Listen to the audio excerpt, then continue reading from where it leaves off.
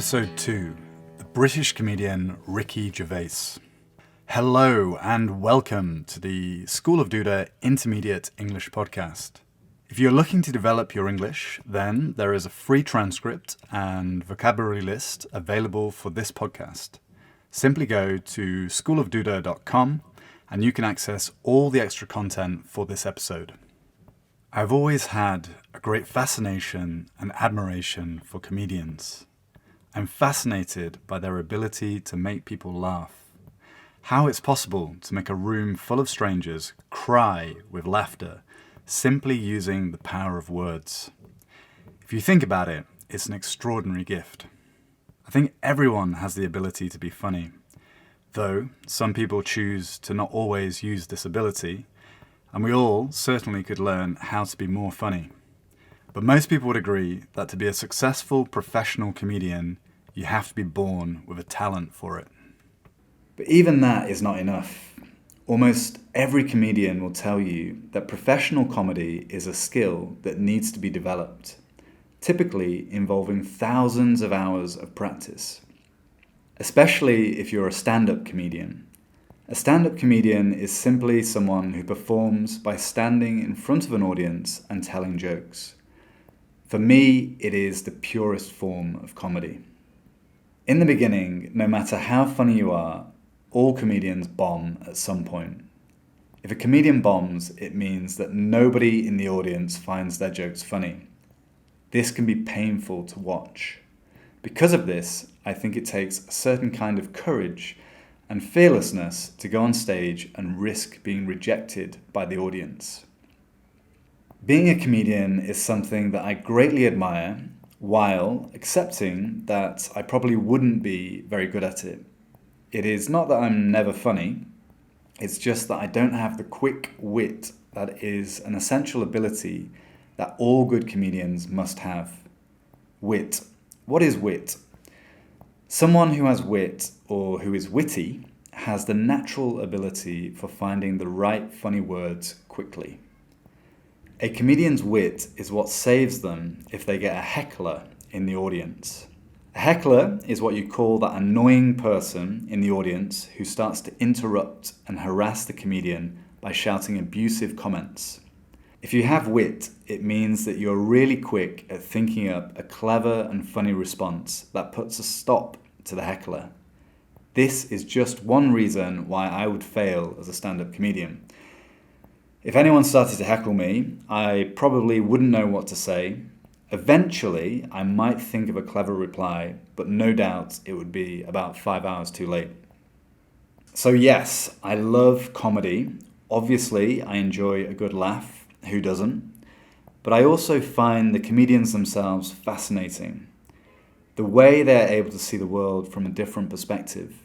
Their ability to tell stories that not only entertain, but also educate their audience in subtle, creative, and intelligent ways. When people in Brazil discover that I am British, one of the first questions they ask me is, do I miss anything from England? I always say no, not really, just my family and friends. But I realized recently that this is not totally true. One of the things I really miss is the British sense of humour. British comedy and our sense of humour is unique. You can find good comedy everywhere, but nobody does humour quite in the same way as the British. To be clear, I'm not saying that British comedy is better than everyone else, just that it is different. I've met some really funny people in Brazil. There are funny people everywhere, of every nation, race and gender. Laughter is something all humans can and should enjoy.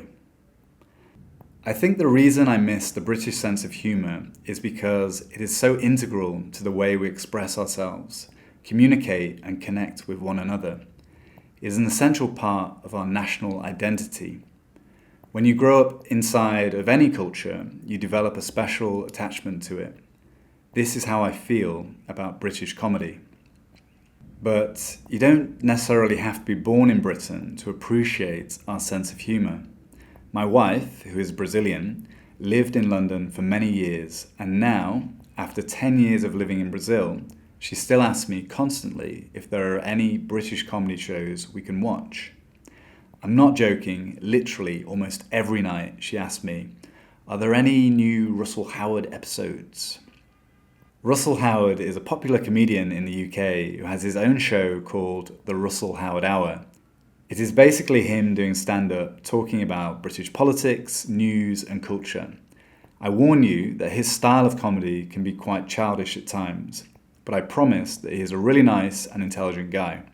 He also uses his show to promote good causes and give new talented comedians a chance to perform on TV.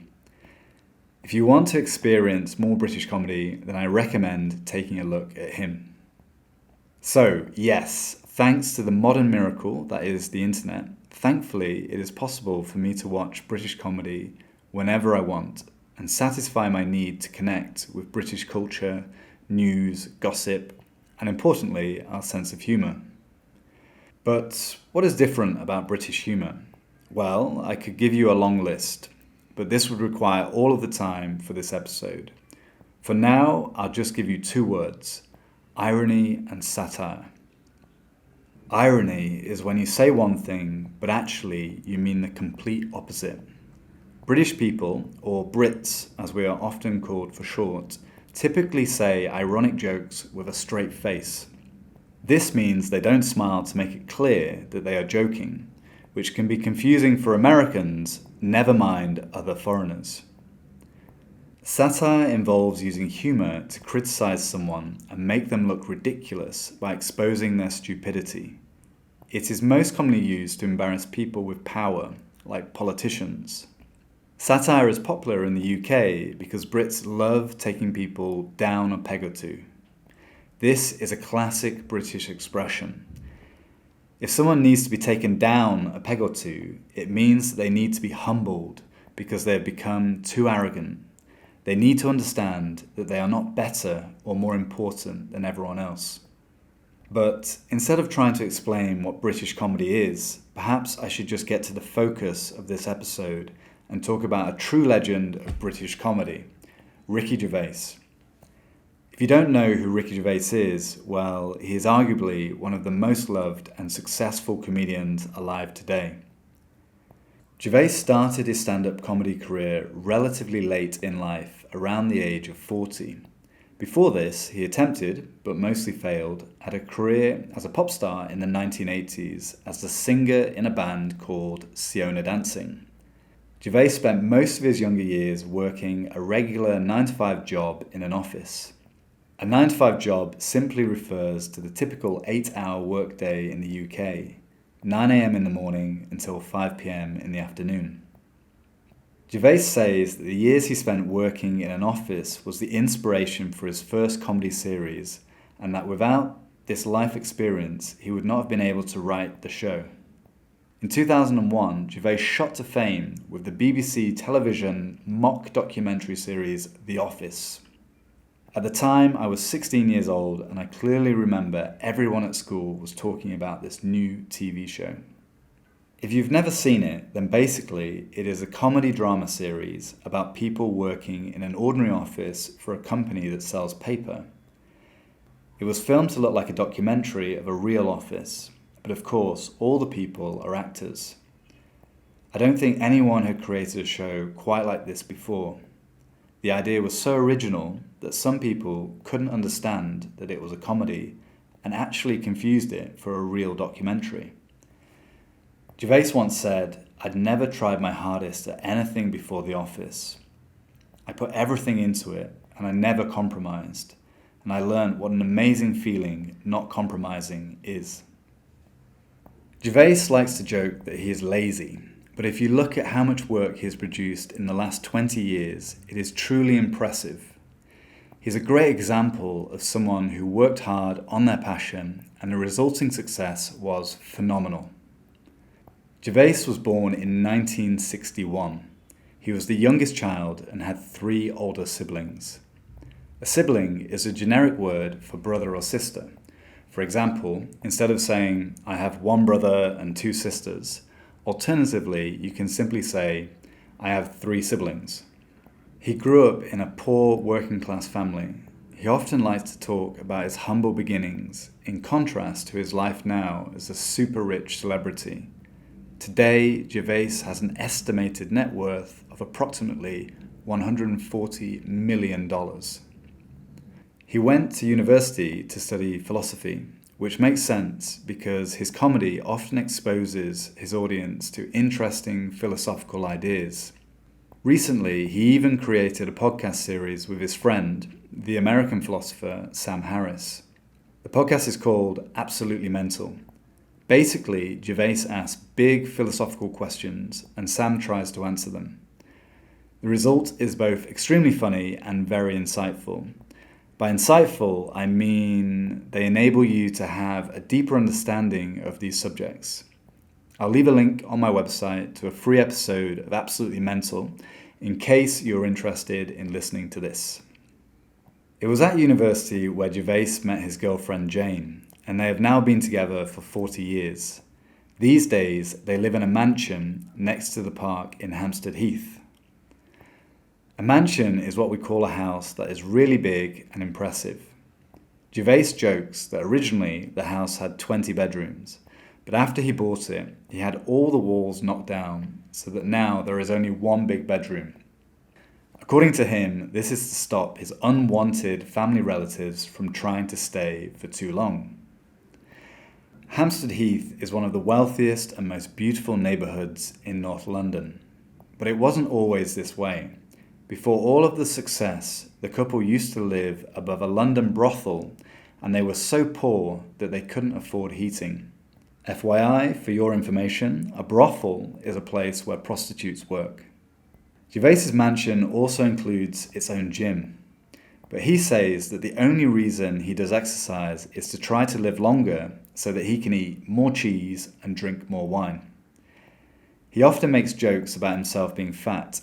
He says this is one way to show his audience that despite being rich and famous, he is no better than anyone else.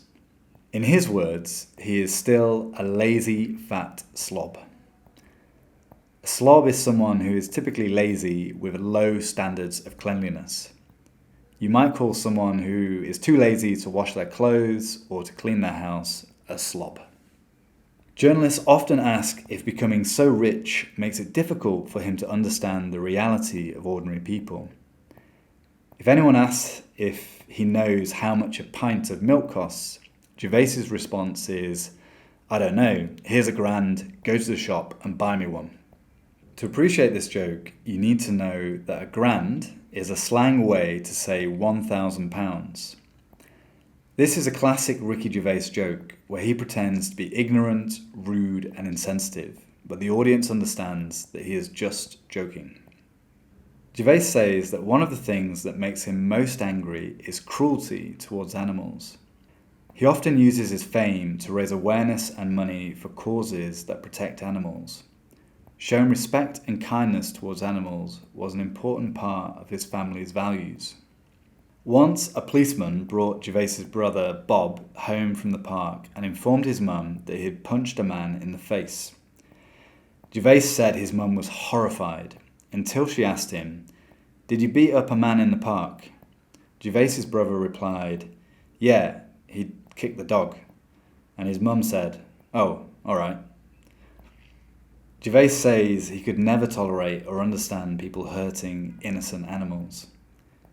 Gervais has created a long list of TV series, films, podcasts, books and stand-up shows. Far too many to talk about in a single episode. Hopefully he will continue to make us laugh for many more years to come, and thankfully shows no sign of slowing down.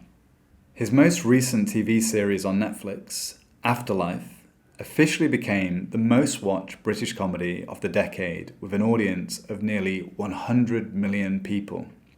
Afterlife is about a man who wants to kill himself after his wife dies of cancer. Not exactly your typical storyline for a comedy, but many of his fans say it is his best work yet. One final and personal thing that I want to mention about Ricky Gervais is how much he reminds me of my Uncle Paul. Sadly, my uncle died at the relatively young age of 58. but both my uncle and Gervais were part of the same generation and came from a working class background. Not only did my uncle look physically similar to Gervais, short, dark hair with a beard, he also wore the same style of clothes. Often you see Gervais doing TV interviews where all the other famous guests are wearing smart suits or expensive dresses, and Gervais arrives wearing a black t-shirt, black jeans, and some regular black trainers. Trainers are what we call running shoes in the UK. This is exactly how my uncle used to dress. If the Queen was visiting him for tea, no doubt he would have dressed the same way. Although I guess it would be the King visiting for tea now as the Queen's died, but who knows, maybe my uncle and the Queen are having a cup of tea in heaven and he's dressed all in black. Who knows? Finally, my uncle was funny. Not to the same level as Gervais, obviously, but he was funny in his own way. Always joking around, making us laugh, and never taking himself too seriously. He was very friendly and down to earth. With down to earth, I want to say that he was a practical and unpretentious person. Perhaps I should also explain unpretentious. It means you're not attempting to impress others, for example, by trying to look more important or more educated than you actually are.